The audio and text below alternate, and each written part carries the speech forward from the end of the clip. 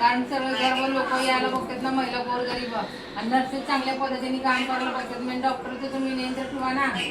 उद्या पेशंटला काय झालं तर काय करणार तुम्ही?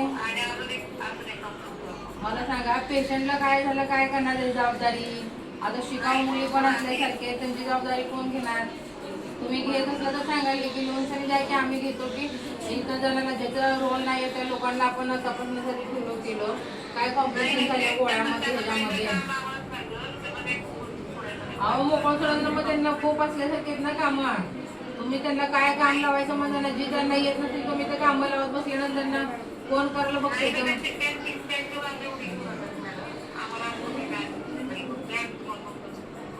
कसं त्यांची बाजू घेऊ नका म्हणताना तुम्ही बाजू घेऊ नका म्हणते.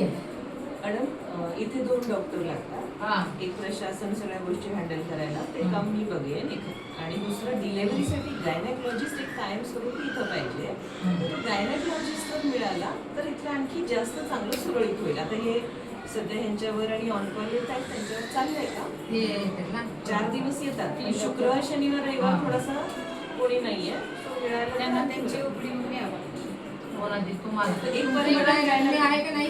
नाही तिथेच आहे का? तिकडचं काम इकडे घेतलं मध्ये गायनेकॉलॉजिस्ट पाहिजे.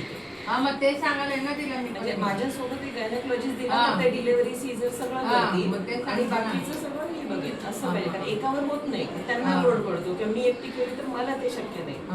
2 पाहिजे.